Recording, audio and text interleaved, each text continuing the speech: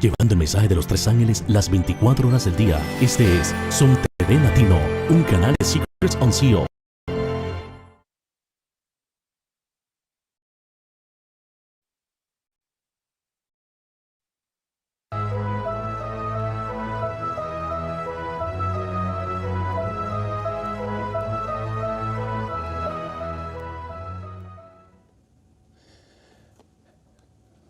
Les saludo muy cordialmente, mis queridos hermanos y amigos. Muchas gracias por sintonizar nuestro simposio sobre la última generación.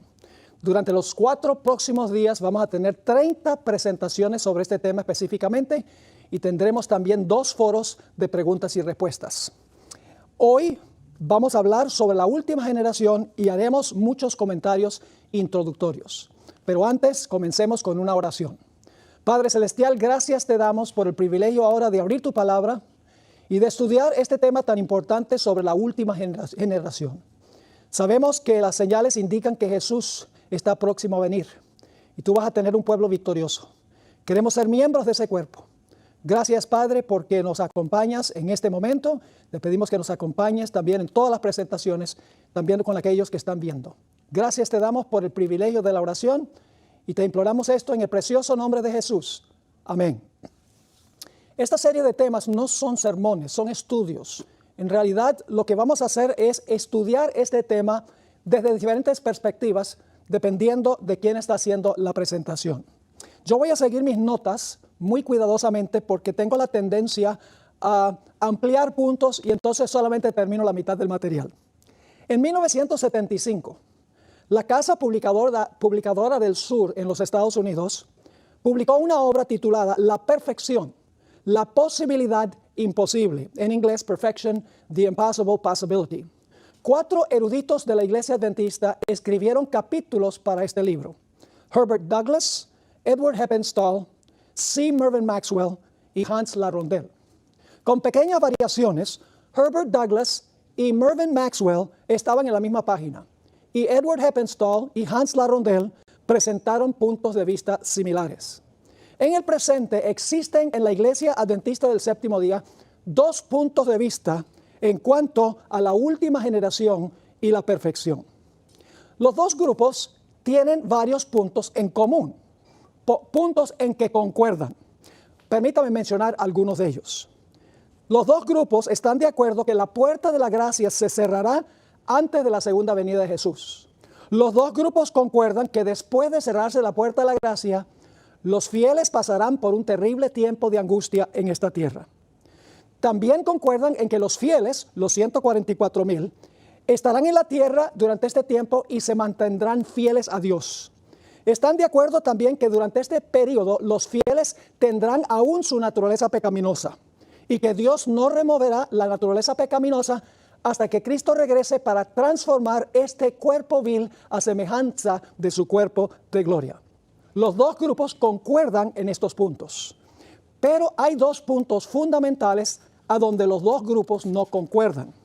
En primer lugar, ¿continuará Jesús intercediendo por los pecados del remanente durante el tiempo de angustia después de cerrarse la puerta de la gracia? Un grupo dice que sí, otro grupo dice que no. La segunda pregunta es, ¿vivirá el remanente fiel una vida sin pecar en acción, en palabra, en motivos y en pensamientos durante este periodo? Un grupo dice que sí y otro grupo dice que no. Ahora, hay peligros que afrontan a los 2 grupos. Por un lado, los que creen en la victoria total sobre el pecado, antes de cerrarse la puerta de la gracia, corren el peligro de caer en el perfeccionismo y el fanatismo, considerándose más santos que otros y criticando a los que, según ellos, no alcanzan su alto nivel de espiritualidad. El peligro del otro lado es perder de vista la seriedad del pecado, justificándolo por tener tendencias heredadas y cultivadas. El peligro de este lado radica en enseñar que la naturaleza pecaminosa del hombre es tan poderosa que ni aún la omnipotente gracia de Dios puede subyugarla y vencerla. ¿Qué queremos decir con la expresión última generación? ¿Quiénes pertenecerán a este grupo y cuándo vivirán? La expresión última generación se refiere al remanente fiel que el libro de Apocalipsis describe como los 144,000. Este grupo estará vivo durante el peor tiempo de angustia de la historia y saldrá victorioso finalmente según Apocalipsis 15, 2 al 4. Cuando termine el tiempo de angustia por el cual habrán pasado, Dios trasladará a este grupo al cielo de entre los vivos. Ahora, Daniel 12:1 es el versículo clave que necesitamos estudiar para tener el marco histórico de cuándo vivirá esta generación y qué características tendrá. No es una coincidencia que Elena G. de White comenzó el capítulo en el conflicto de los siglos sobre el tiempo de angustia citando Daniel el capítulo 12 y el versículo 1. Vamos a leer el versículo y vamos a notar 8 puntos claves que queremos esbozar en nuestro estudio hoy. Dice en Daniel 12:1, y voy a contar los 8 puntos que quiero tocar. En aquel tiempo, ¿cuál tiempo es ese? Se levantará. ¿Qué significa se levantará? Miguel, el gran príncipe. ¿Quién es Miguel, el gran príncipe? Que está de parte de. ¿Qué significa esa expresión? Que está de parte de. Los hijos de tu pueblo. ¿Quiénes son los hijos de tu pueblo? Será tiempo de angustia, cual nunca fue desde que hubo gente hasta entonces. ¿Cómo es ese tiempo de angustia? ¿Cómo será ese periodo por el cual pasarán los fieles de Dios? El punto número 7 es, será libertado tu pueblo. ¿Libertado de qué? Y finalmente, los que van a ser libertados son todos los que se hayan escritos en el libro. 8 puntos que queremos tratar. Aquel tiempo se levantará, Miguel está de parte de los hijos de tu pueblo, será tiempo de angustia, tu pueblo será libertado, todos los que se hayan escritos en el libro. Vamos a analizar entonces primero la expresión en aquel tiempo. ¿A qué se refiere aquel tiempo? La expresión temporal, aquel tiempo, de Daniel 12:1, nos devuelve al versículo 44 del capítulo anterior, donde nuevas del oriente y del norte, que es la lluvia tardía y el fuerte clamor, enojan al rey del norte, símbolo del papado, y hace que este rey del norte salga con ira para tratar de destruir a la generación final o a la última generación. Elena White explicó que si Satanás pudiera borrar de la existencia a esta última generación, el triunfo de Satanás sería completo. Siendo que la última generación estará en jaque, Miguel tendrá que levantarse para defenderlos. Por su fidelidad a Dios, la última generación se enfrentará a un decreto de muerte. Vamos a leer el versículo 44 para ver de qué va a ser librado el pueblo de Dios. Dice, pero noticias del oriente. El ángel que trae el sello de Dios viene de donde se levanta el sol, del oriente. Y del norte, el norte es el cielo, el ángel que desciende en Apocalipsis 18:1 del cielo. Pero noticias del oriente y del norte lo atemorizarán al rey del norte. Una mejor traducción es lo alarmarán. Y por eso saldrá con gran ira para destruir y matar a muchos. Quiere matar a la última generación.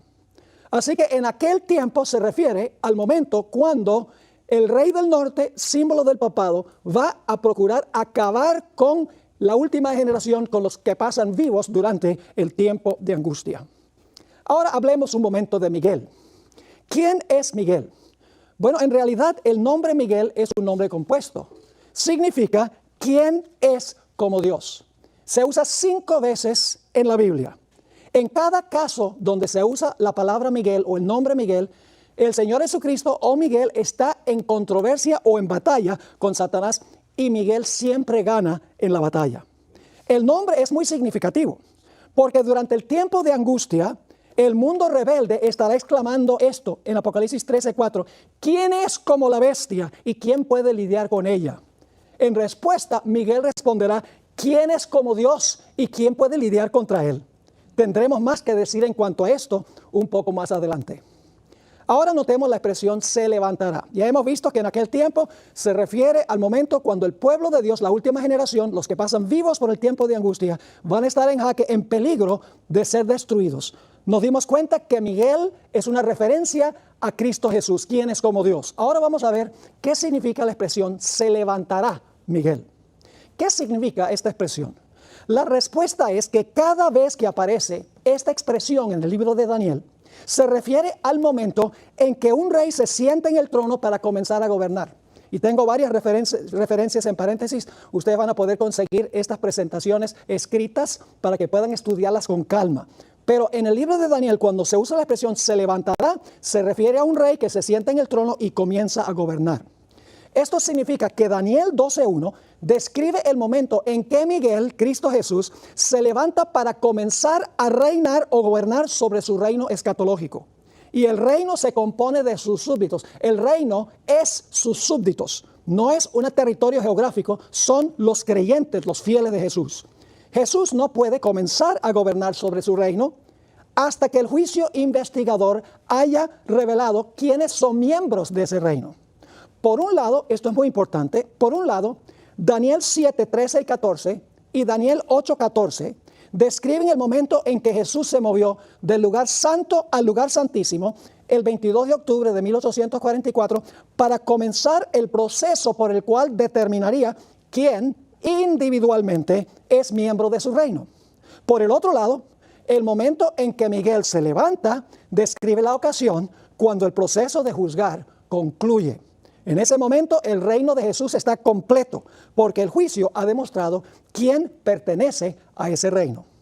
Mientras la puerta de la gracia está abierta, Jesús está ataviado con sus vestiduras sumos sacerdotales porque está sirviendo como sumo sacerdote.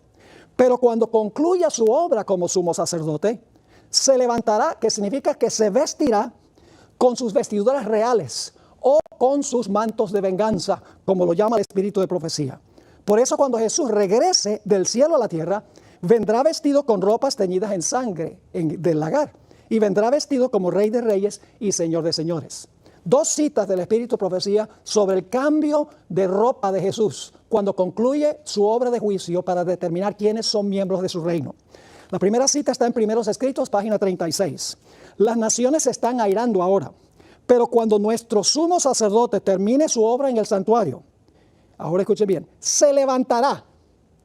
Cuando concluye su obra en el santuario, ya determinado por el juicio investigador quién es miembro de su reino, se levantará, se pondrá las vestiduras de venganza y entonces se derramarán las 7 postreras plagas. En otra cita que se encuentra en el mismo libro, Primeros Escritos, página 280, ella escribió: entonces vi que Jesús se despojaba de sus vestiduras sacerdotales y se revestía con sus más regios mantos reales. Llevaba en la cabeza muchas diademas. Esto es el lenguaje de Apocalipsis del capítulo 19, como vamos a ver. Llevaba en la cabeza muchas diademas, una corona dentro de otra. Rodeado de la hueste angélica, dejó el cielo.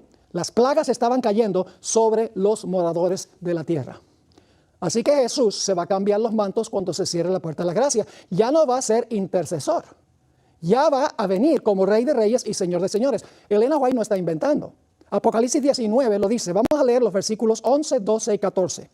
Entonces vi el cielo abierto, y he aquí un caballo blanco, y el que lo montaba se llamaba Fiel y Verdadero, y con justicia juzga y pelea. Este es Cristo. Sus ojos eran como llama de fuego, y había en su cabeza muchas diademas, lenguaje que usa el espíritu de profecía en la cita que leímos. Y tenía un nombre escrito que ninguno conocía sino él mismo. Y no viene solo, sino que dice en el versículo 14, y los ejércitos celestiales vestidos de lino finísimo, blanco y limpio, le seguían en cabellos blancos. Ahora escuchen, si Jesús está ahora sirviendo como sumo sacerdote, está vestido como sumo sacerdote. Pero cuando regresa vestido como Rey de Reyes. Tiene que haberse cambiado cuando se cerró la puerta de la gracia. El folleto de la escuela sabática para el primer trimestre del año 2020 explicó el significado de la expresión se levantará. Dice así: en primer lugar, el verbo levantará evoca el ascenso de los reyes para conquistar y para reinar. Contrario a lo que piensan muchos, Jesús no va a recibir el reino de manos de su Padre cuando regrese a este mundo por segunda vez. Daniel 7, 13 y 14 dice explícitamente que Jesús va a ir al anciano de días en el cielo para recibir el reino. Cuando termina el juicio de los vivos, de los creyentes vivos y muertos, Jesús tomará posesión del reino porque el número de sus súbditos está completo. Ahora, voy a leerles una cita del Espíritu de Profecía sobre esto. Primeros Escritos 280. Está hablando cuando la puerta de la gracia se cierra. Todo caso había sido decidido para vida o para muerte. Ya Jesús había determinado cuál es su reino, porque toda la gente en el juicio se determinó si eran fieles o no. Todo caso había sido decidido para vida o para muerte. Mientras Jesús oficiaba en el santuario, ese es cuando la puerta estaba abierta, había proseguido el juicio de los justos muertos y luego el de los justos vivientes. Cristo, habiendo hecho expiación por su pueblo y habiendo borrado sus pecados, había recibido el reino. Ahora, ¿qué es el reino? Estaba completo el número de los súbditos de su reino. Su reino son sus súbditos. Y el juicio determina quiénes son sus súbditos. Así que dice, estaba completo el número de los súbditos del reino y consumado el matrimonio. El matrimonio es lo mismo que tomar el reino. Es la misma cosa con diferentes simbolismos. El reino y el poderío fueron dados por el Padre a Jesús y a los herederos de la salvación. Y Jesús iba a reinar como Rey de Reyes y Señor de Señores. Si Jesús regresa en su segunda venida como Rey de Reyes y Señor de Señores, entonces tiene que haber recibido el reino antes de regresar. Ahora, en varias parábolas de Jesús, Él enseñó que iba a recibir el reino en el cielo antes de la segunda venida. Solo mencionaremos 3 de las parábolas que contó Jesús que enseñan esto. Al comenzar la parábola de las minas, Jesús dijo, la parábola de las minas, voy a leer solo Lucas 19:12. Dijo pues, un hombre, que es Jesús, un hombre noble, se fue a un país lejano, eso es el cielo, para recibir un reino. Jesús fue al cielo para recibir un reino. Y luego dice, y volver. Esa es la segunda venida. Mateo 22, 1 al 14 enseña lo mismo. En la parábola del manto de bodas, mientras que se está predicando el evangelio aún, Dios examina los mantos de todos aquellos que en algún momento profesaron recibir a Jesús como Salvador personal, con el fin de separar a los verdaderos creyentes de los creyentes falsos. Y se encuentra uno allí que no tenía el manto. Entonces yo pregunto, ¿será entonces que Dios devolverá a la tierra a los que fueron falsos creyentes? Esta parábola enseña la misma lección que la parábola del trigo y la cizaña y la parábola de la red. Es decir, el examen de los mantos no viene cuando todos los fieles están en el cielo. Entonces Jesús sale y dice, ¿y cómo entraste tú aquí sin tener el manto? No, eso no va a pasar en el cielo. Eso se decide examinando los registros antes que Jesús regrese. El tercer pasaje es Lucas 12, 35 al 37. Dice Jesús, estén ceñidos vuestros lomos y vuestras lámparas encendidas. Y vosotros sed semejantes, está hablando a sus discípulos, sed semejantes a hombres que aguardan que su Señor regrese de las bodas. Los fieles deben esperar que su maestro regrese de las bodas. Entonces, ¿dónde es la boda? ¿Dónde toma el reino? 2 formas de decir lo mismo. En el cielo. Así que dice, y vosotros sed semejantes a hombres que aguardan a que su Señor regrese de las bodas, para que cuando venga y llame, le abran enseguida. Bienaventurados aquellos siervos a los cuales su Señor, cuando venga, haya velando. Y luego entonces viene la recepción, eso sí va a ser en el cielo. De cierto os digo que se ceñirá y hará que se sienten a la mesa y vendrá a servirles. Ahora, esto es muy importante. Después de citar Daniel 12:1, en el primer párrafo del capítulo sobre el tiempo de angustia en el conflicto de los siglos, Elena White describió lo que va a transpirar inmediatamente después. Voy a leer Conflicto de los Siglos, página 600. Cuando Él abandone el santuario, las tinieblas envolverán a los habitantes de la tierra. Durante ese tiempo terrible, los justos, esto es la última generación, los justos deben vivir sin intercesor a la vista del santo Dios. Claro, porque se cambió la ropa, ya no es sumo sacerdote, ahora es rey. Se levantó para tomar la posición como rey de su reino. Sigue diciendo, nada refrena ya a los malos y Satanás controla por completo a los impenitentes empedernidos. La paciencia de Dios ha concluido. El mundo ha rechazado su misericordia, despreciado su amor y pisoteado su ley. Los impíos han dejado concluir su tiempo de gracia. El Espíritu de Dios al que se opusieron obstinadamente acabó por apartarse de ellos. Sigue diciendo, desamparados ya de la gracia divina, están a merced de Satanás, el cual sumirá entonces a los habitantes de la tierra en una gran tribulación final.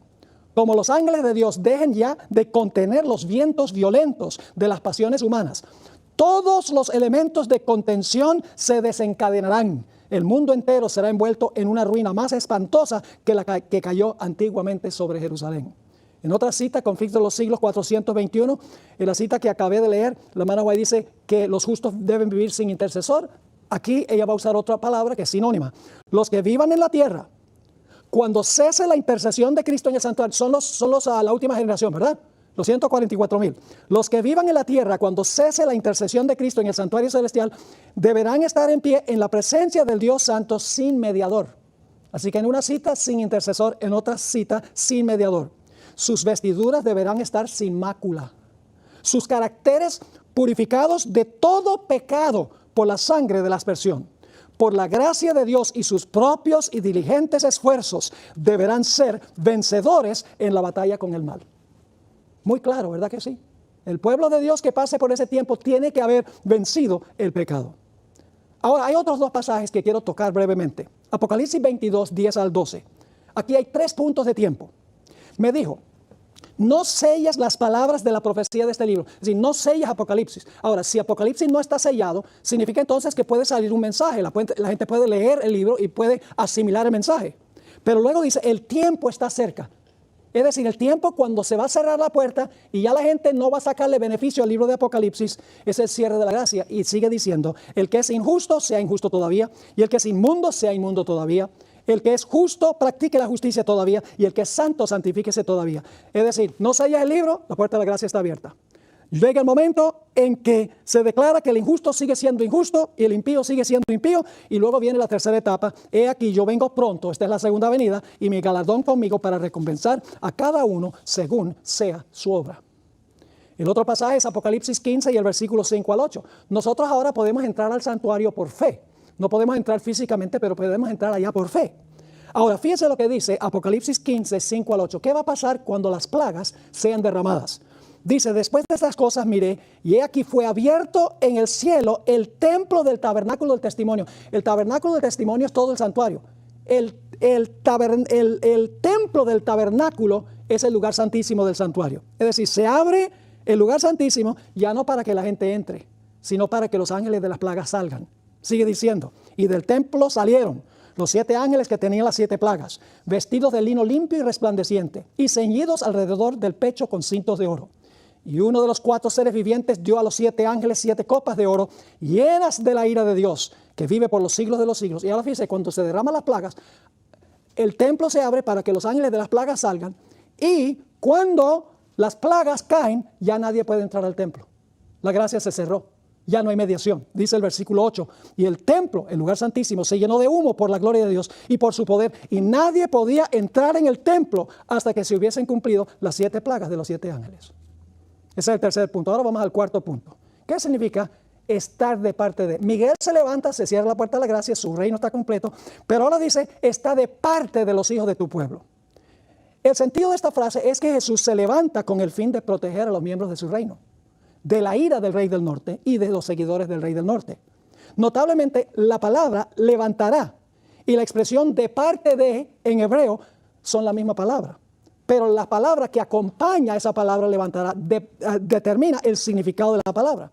Lo que está diciendo el texto es que Jesús se levantará para comenzar a reinar y para estar de parte de los miembros de su reino, es decir, para proteger a la última generación.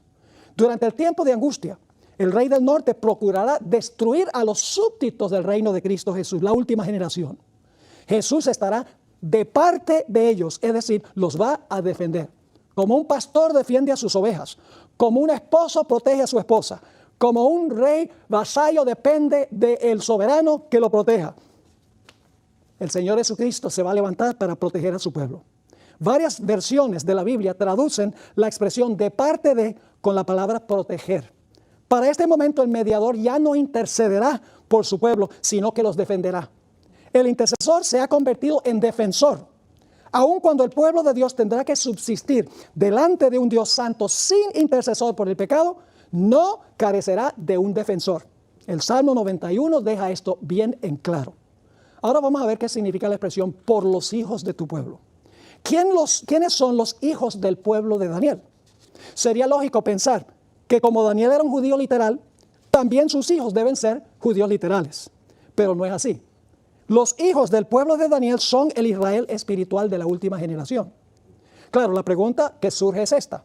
¿Cuál principio hermenéutico nos permite decir que tu pueblo, por ejemplo en Daniel 9:25, donde Dios dice que las 70 semanas son para su pueblo, que esto se refiere al pueblo literal de Daniel, mientras que tu pueblo en Daniel 12:1 se refiere no a los judíos literales, sino a judíos espirituales? ¿Qué principio hermenéutico determina eso?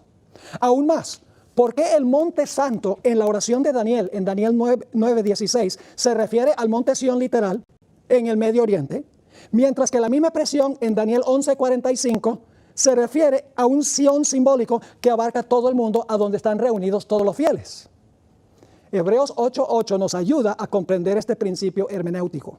El texto dice que Dios prometió hacer un nuevo pacto con la casa de Israel y la casa de Judá. Dice en Hebreos 8:8, ya esto es para cristianos. Si leemos el texto literalmente, tendríamos que concluir que el nuevo pacto se aplica tan solo literalmente a Judá e Israel. Sin embargo, ningún cristiano de hoy diría que el nuevo pacto se aplica solo a los judíos. Claramente las palabras Israel y Judá en Hebreos 8:8 se aplica a todos los cristianos que creen en Cristo Jesús como Salvador personal y no solo a los judíos literales. Jesús se refirió a la sangre de su sacrificio como la sangre del nuevo pacto que fue derramada para todos. Significa que el nuevo pacto no es solo para los judíos literales, sino es para todos los que creen en Cristo Jesús. Debemos entender este asunto de la siguiente manera. La expresión tu pueblo cambia del Israel literal al Israel espiritual en Daniel 12:1. Y la expresión el monte santo en Daniel 9:16 cambia del Israel literal al Israel espiritual en Daniel 11 y el versículo 45. La última generación no se compondrá solo de judíos literales, en realidad se compone de un Israel espiritual, todos los que han recibido a Jesús como Salvador personal. Punto número 6. Un tiempo de angustia. El versículo clave para entender el tiempo de angustia en Daniel 12:1 es Génesis 32 y el versículo 7. En este capítulo Jacob se angustió cuando oyó que su hermano Esaú venía para matarlo a él junto con su familia. Sin embargo, el temor a su hermano no era lo que embargaba especialmente a Jacob. En su angustia se acordó del pecado que había cometido contra su padre y contra su hermano 20 años antes.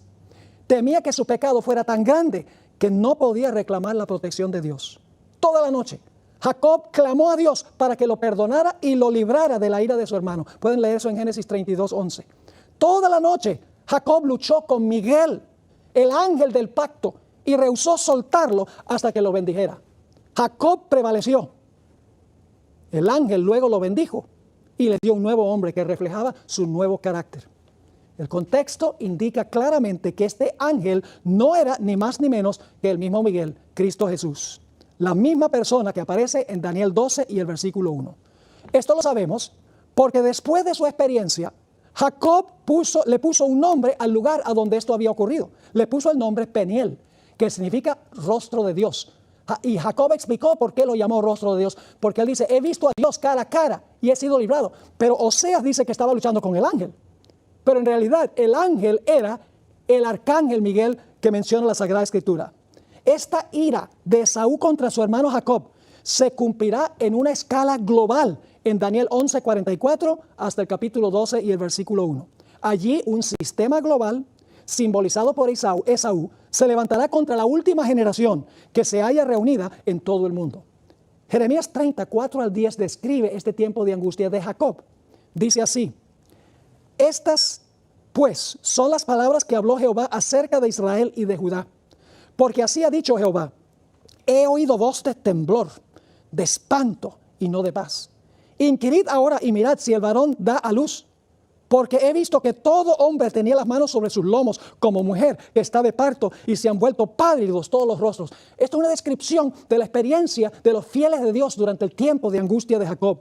Sigue diciendo en el versículo 7, cuán grande es aquel día, tanto que no hay otro semejante a él.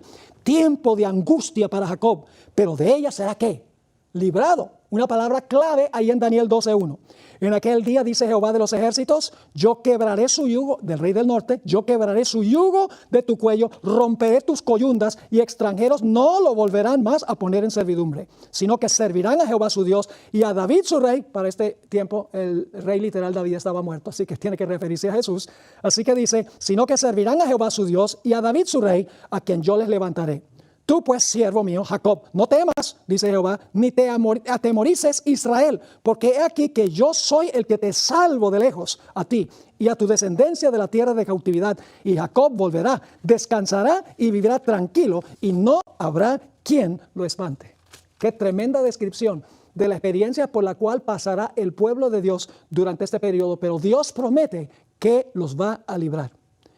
En el tomo 6 de los Testimonios, página 407, Elena White escribió, el espíritu refrenador de Dios se está retirando ahora mismo del mundo.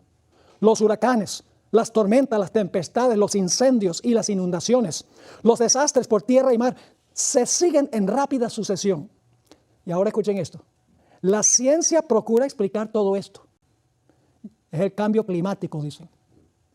Aumentan en derredor nuestro las señales que nos dicen que se acerca el Hijo de Dios, pero son atribuidas a cualquier causa menos la verdadera. Los hombres no pueden discernir a los ángeles que como centinelas refrenan los cuatro vientos para que no soplen hasta que estén sellados los cielos de Dios, pero cuando Dios ordene a sus ángeles que suelten los vientos, habrá una escena de contienda que ninguna pluma podrá describir. No podemos imaginarnos cómo será un mundo donde Satanás está en total control de los impenitentes. Va a ser una selva. Pero Miguel, que no intercede ya por el pecado, porque ya purificó el santuario del pecado, no puede entrar más. Él se va a levantar para defender a sus fieles. Ni un solo fiel de la última generación perecerá. En Primeros Escritos 280, Elena White amplió lo que acabé de leer. Al salir Jesús del lugar santísimo, oí el tintineo de las campanillas de su túnica. Una tenebrosa nube cubrió entonces a los habitantes de la tierra. Ya no había mediador entre el hombre culpable y un Dios ofendido. Mientras Jesús estuvo interpuesto entre Dios y el pecador, tuvo la gente un freno. Pero cuando dejó de estar entre el hombre y el Padre, desapareció el freno y Satanás tuvo completo control sobre los finalmente impenitentes. Vamos a la frase número 7. Serán libertados. ¿Libertados de qué? Como Jacob fue libertado de Esaú, que quería matarlo. Libertados del deseo que tiene el rey del norte y sus seguidores de acabar con la última generación, con los fieles. Ahora, a fin de entender plenamente la liberación de la última generación, en Daniel 12:1, tenemos que regresar a dos otras historias que se encuentran en el libro de Daniel. La historia de Daniel 3 y la historia de Daniel 6. Estos dos capítulos tienen mucho en común e ilustran en miniatura las pruebas, la fe y la liberación de la última generación.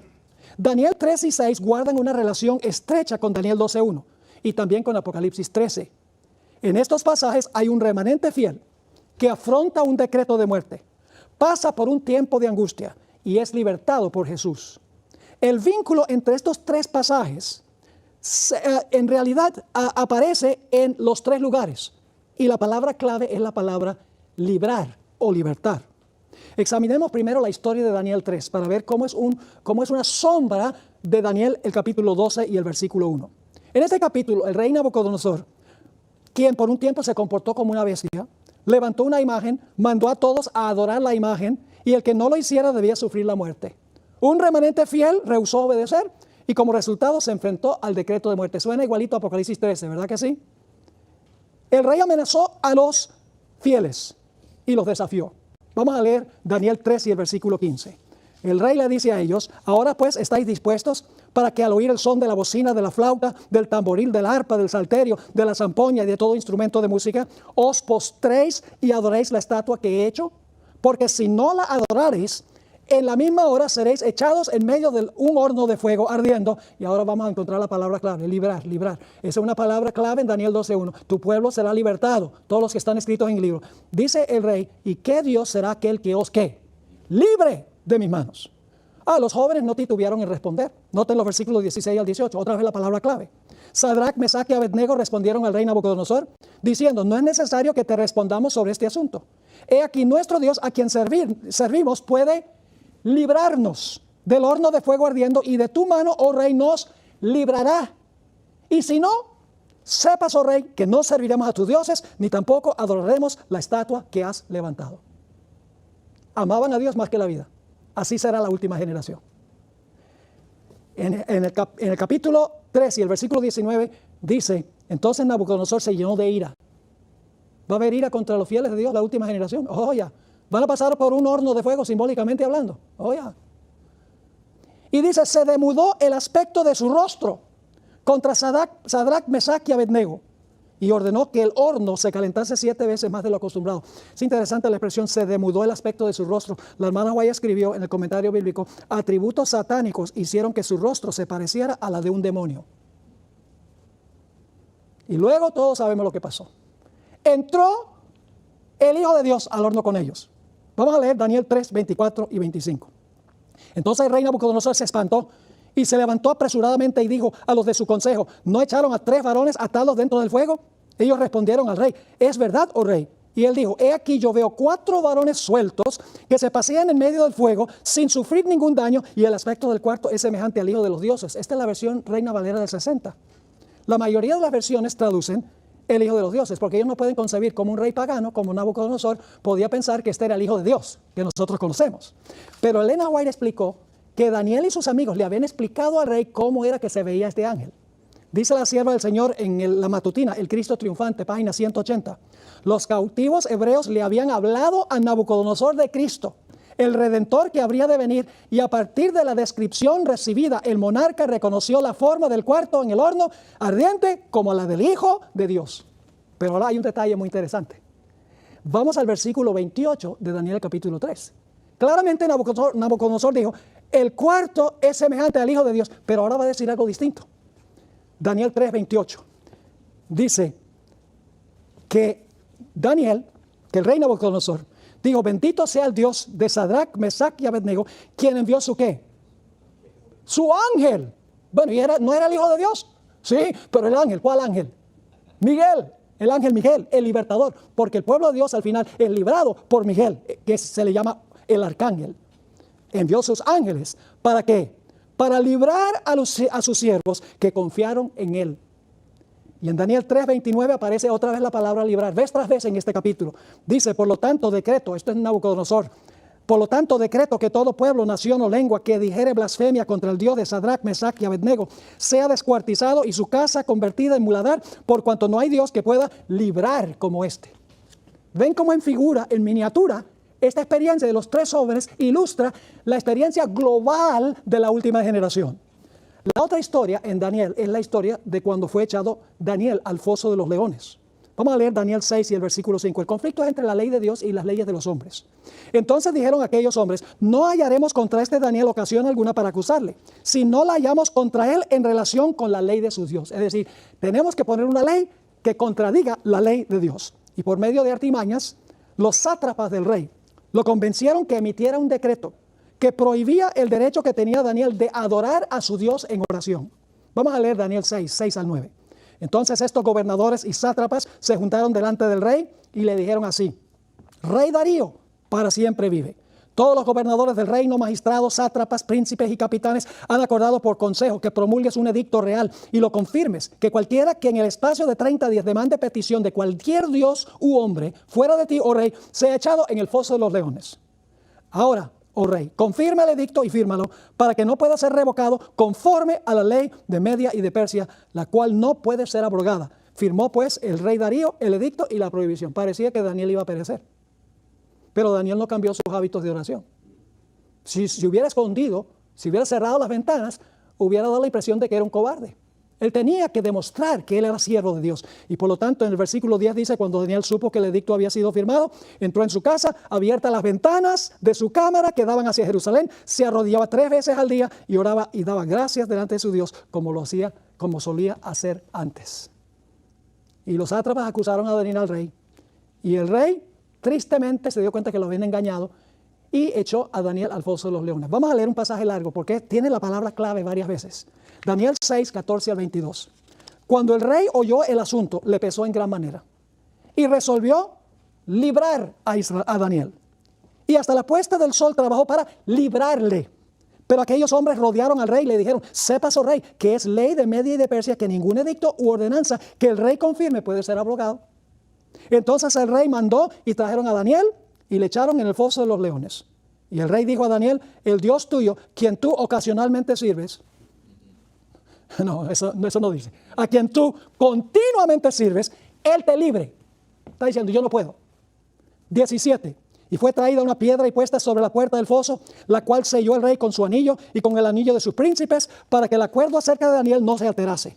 Luego el rey se fue a su palacio, se acostó ayuno, ni instrumentos de música fueron traídos delante de él, y se le fue el sueño. El rey pues se levantó muy de mañana y fue apresuradamente al foso de los leones. Y acercándose al foso, llamó a voces a Daniel con voz triste y le dijo, Daniel, siervo del Dios viviente, el Dios tuyo a quien tú continuamente sirves, te ha podido, aquí está la palabra clave, librar de los leones. Entonces Daniel respondió al rey, oh rey, vive para siempre, mi Dios envió su ángel. En un momento voy a demostrarles que es el mismo ángel que libró a los jóvenes del horno de fuego. Envió su ángel, el cual cerró la boca de los leones para que no me hiciesen daño, porque ante él fui hallado inocente, y aún delante de ti, oh rey, yo no he hecho nada malo. Entonces se alegró el rey en gran manera a causa de él, y mandó sacar a Daniel del foso, y fue Daniel sacado del foso, y ninguna lesión se halló en él, porque había confiado en su Dios. Esa es la clase de personas que van a ser la generación final. Prefieren morir que pecar. Confían implícitamente a Dios. Ahora, ¿quién fue el ángel que libró a Daniel del foso? En el libro Ministerio de Curación, página 59, Elena White escribió: aquel quien dominó los leones en su foso y anduvo con sus fieles testigos entre las llamas, está igualmente dispuesto a obrar en nuestro favor para refrenar toda mala propensión de nuestra naturaleza. Wow. Y luego después el rey da un decreto, como hizo Nabucodonosor en Daniel 3. Noten Daniel 6, 25 al 27. Entonces el rey Darío escribió a todos los pueblos, naciones y lenguas que habitaban en toda la tierra: paz os sea multiplicada. De parte mía es puesta esta ordenanza, que en todo el dominio de mi reino todos teman y tiemblen ante la presencia del Dios de Daniel. Porque Él es el Dios viviente y permanece por todos los siglos, y su reino no será jamás destruido, y su dominio perdurará hasta el fin. Ahora escuchen la palabra clave 2 veces. Él salva y libra, y hace señales y maravillas en el cielo y en la tierra. Él ha librado a Daniel del poder de los leones. La palabra libertado en Daniel 12:1 describe la generación final, ilustrado por la historia de Daniel 3 y la historia de Daniel 6. Último punto. Tenemos solamente 3 minutos más. Estoy corriendo lo más rápido posible porque hay demasiado material en este tema introductorio para que tengan el contexto de todo lo que se va a hablar. La frase escritos en el libro. Esta frase comprueba que cuando se cierra la puerta de la gracia, los casos de los santos vivos han sido examinados y sus nombres han sido retenidos en el libro de la vida. Miguel solo librará de la muerte a aquellos cuyos nombres han sido retenidos en el libro de la vida durante el juicio de los vivos. Cuando comienza el tiempo de angustia, después de cerrarse la puerta de la gracia, los nombres de la última generación quedarán grabados en el libro de la vida para siempre. Apocalipsis 3:5 dice claramente que Dios puede borrar nombres que están en el libro de la vida. Elena White describió la situación en que se encontrará la última generación durante el tiempo de angustia. Dijo lo siguiente: fue una hora de tremenda y espantosa angustia para los santos. Día y noche clamaban a Dios para pedirle que los librase. A juzgar por las apariencias, no había posibilidad de escapar. Los malvados, saboreando de antemano su triunfo, exclamaban: ¿por qué no os libra vuestro Dios de nuestras manos? ¿Por qué no os escapáis por los aires para salvar la vida? Pero los santos no los escuchaban. Como Jacob, estaban luchando con Dios. Los ángeles deseaban libertarlos. Noten la palabra otra vez. Pero habían de esperar un poco más. El pueblo de Dios debía beber el cáliz y ser bautizado con el bautismo. Los ángeles, fieles a su misión, seguían velando. Dios no quería que los paganos insultasen su nombre. Se acercaba el tiempo en que iba a manifestar su formidable poder y libertar gloriosamente a sus santos. Por la gloria de su nombre iba a libertar. Note la cantidad de veces que se usa la palabra libertar. Por la gloria de su nombre iba a libertar a todos los que pacientemente le habían esperado y cuyos nombres estaban escritos en el libro. Eso demuestra que la generación de vivientes pasaron por el juicio, sus nombres fueron retenidos en el libro de la vida, porque dice: son librados todos los que están escritos en el libro. La hermana White escribió, para terminar, Evento de los últimos días 121: Satanás les ofrece a los hombres los reinos del mundo. Si ellos les ceden la supremacía, muchos hacen esto y sacrifican el cielo. Es mejor morir que pecar. Es mejor padecer necesidad que defraudar. Es mejor pasar hambre que mentir. Y en otra cita, Testimonios para la Iglesia, tomo 5, página 53, los pesares del deber y los placeres del pecado son las cuerdas con las cuales Satanás ata a los hombres en sus trampas. Solo los que prefieren morir antes que llevar a cabo un acto malo serán hallados fieles. Así será la última generación.